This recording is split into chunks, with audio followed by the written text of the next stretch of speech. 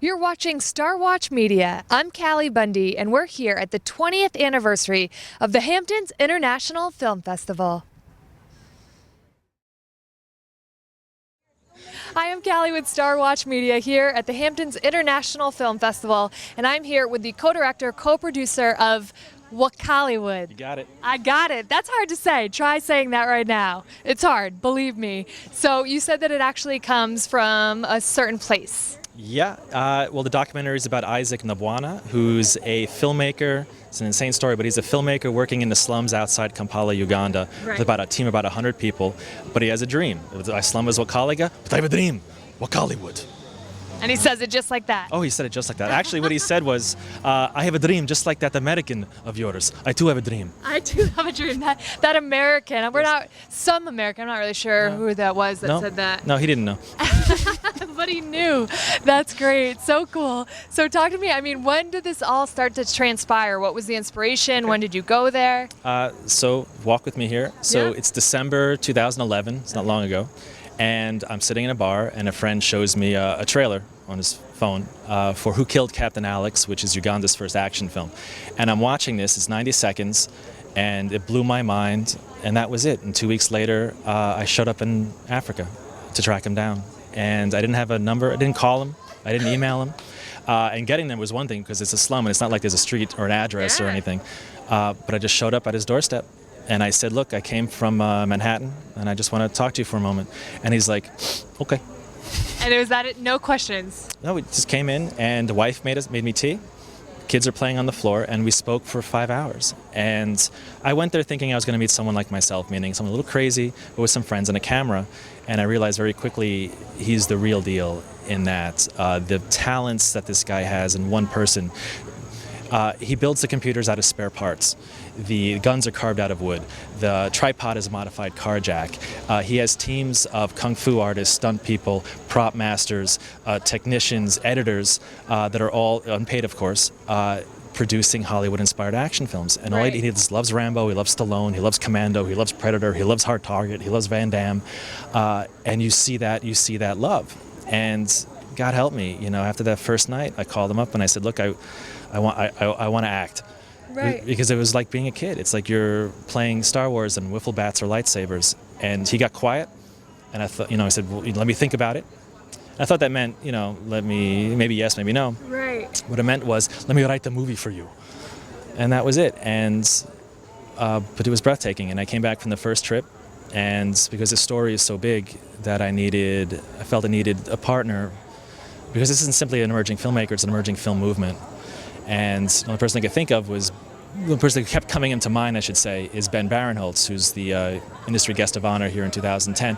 He produced Raising Arizona, Barton Fink, Miller's Crossing. He was a distributor, things like Blood Simple, Eraserhead, the first David Lynch film. And he just talked to him it was a brief conversation, and he's like, let's go. And then 6 weeks after that, even less I think, we're back in Uganda. It's me with Ben and a cinematographer, and we shot the film, and this is the premiere. That's so crazy. So this is the first time that it's going to premiere? This is very much the premiere today and then Sunday, but also to put things in perspective, he's made 32 films in 8 years. Oh, wow. And the films have never been screened or shown outside the slums surrounding Kampala.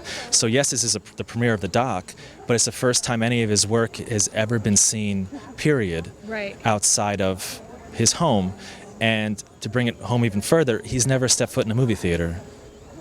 If he sees it on the monitor that he's editing like this big. So it's a premiere of his work, So where did he see, the Arnolds, the Stallones, where did he see everyone? Well, they have, they're called video halls in Uganda, which is really just 2 TV sets, no more than 19 inches, and there's 2 because one of them is playing Commando, the other one's showing a soccer game silent. And that's it. There's a couple benches, a dirt floor, and the walls are made out of cardboard. And you could pay 5 cents, you spend the day there. That's where he'd see it. But he wasn't even, as a kid, wasn't even really allowed to because, the grandmother who's raising him is like, don't go in there. Because, no business being in there because they're, I guess, they're considered a little shady because it's, people hiding or something. But that was the only chance to see it.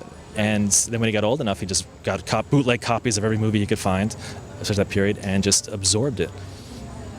Now, did you see any of the films that he's made before? Are you kidding me? Now, yeah. All of when I them? went there, no, 32. You know what's really funny is that he himself doesn't even have them, because like once he makes a DVD, the computer's typically fried, and the DVD goes out. And he doesn't really think to save them, and so he has the more recent ones. Yeah. But I asked him about these other ones that sound interesting. Is like, well, I don't know if I can get that, and I'm like, so like from our point of view, it's like, what are you doing? You know, but his is like, no, I'm just doing it to survive. We do this for money. We all get enough to get paid. You know, each can make 20 cents a DVD. You know, and like, this is what we do. We don't really think of that to saving them. So I've seen a bunch of them. Right. But each time I go back to Uganda, he tracks down a few more. He tries to go to some vendors, and maybe he finds a pirated version more than likely. Oh, God. He doesn't even have it. Incredible. Now, as far as working him with action-wise, obviously action is one of those things people take personally if they start to do too many cutaways. You know, the action's not authentic. How was the action? Was it real? This is very funny. You have to feel it. You're supposed to get to feel everything. And so like the stunts, everything is real. Like he does a lot of computer effects with the explosions. That's not that stuff. But all the fighting, there's a motorcycle jump, it's real. And to bring it home, they were using real blood for the fight sequences, and they did it because they thought that's what Hollywood did, and because they think it's real. We got to make it feel real. And you'll see it in the documentary, but there's a moment where they're making fake blood, and it looks really cool. I get the cinematographer, and then one of them says, well, this is much better than what we used to do. And we're like, what? What did you used to do exactly? It's like, well, you know, it's a goat blood, you know, cow blood. And then they start doing this subconsciously, and they would say like, yeah, you know, it worked, it was good, but when you swallow it, you know, you get sick. And then the guy in the back is like, yeah, we missed so many days of shooting. I'm not making this up. That is incredible. I'm shaking while filming this stuff, but yeah. Right. So the action is 100% authentic. Yeah, and he's and it's very much 80s. Like he doesn't. Like he talks to him about Matrix. He's like, no, I don't like Matrix. Right. I don't know. And I asked about Lord of the Rings. It's like too much walking. I don't. It's all. Too much yeah, walking. it's a lot of walking in that movie. There's not enough. I don't. You know, he loves the 80s. He loves like 80s stuff, like Commando, but also he's totally into the Expendables. Right. He's, you know, and like they talk. It's very funny. Like we have them speaking Luganda, the dialect. And when we finally translate it, they're just quoting Expendables. They're saying like that one gun is really, really cool, you know, and it did boom, and you know. That is great. so crazy. Now, you were saying before when I was speaking to you that was one of the things that actually connected you was the 80s action, because you grew up watching that. Yeah, we're the same age. And so I grew up Long Island, for Christ's sakes, and grew up with Rambo, Schwarzenegger, Predator, Terminator, and that was it. It's like, that's our shorthand. And to the point where we're finishing each other's lines, and there's a scene where I'm running around with this gun, and it weighs 40 pounds, and it's scrap metal, so it cut open my hand. And then he wanted to stop, and I said, like, you know, I don't got time to bleed. And they look at me, and then I wink, and they all burst out laughing because they all know, and they're like, "I'll be back." You know, they all know it. That's what they do anyways. Quote the damn films. So yeah, we just got it. And so like with acting, it was a little, you know, once we got it, he got it. You know, he does not tell me anything. He's like, "You steal car, then stop and jump and run." Got it. And that's it. We just do it. Of course, the streets aren't blocked, so you're driving the car, and people are walking in front of you, you know, because no one's there telling people we're shooting, because they don't think of that, because there's no one telling them you should be doing that.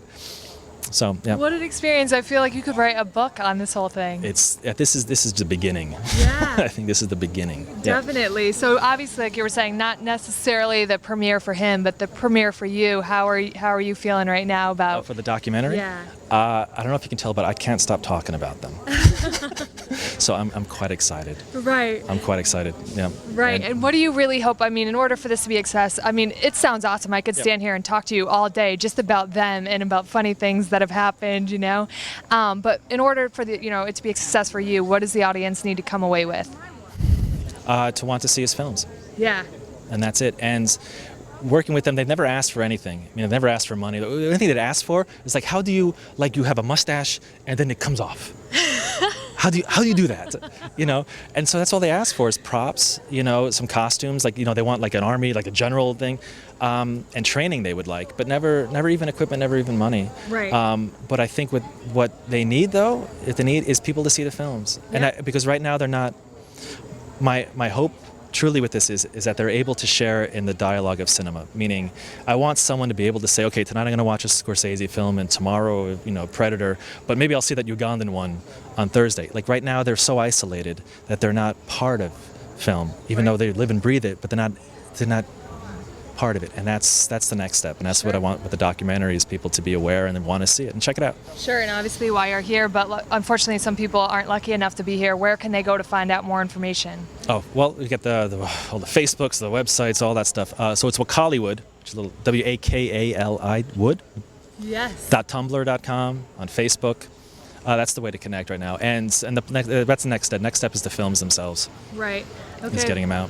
Well, thank you so much for your time, Alan. It sounds awesome, and best of luck. Thank you. Check it out. Wakaliwood.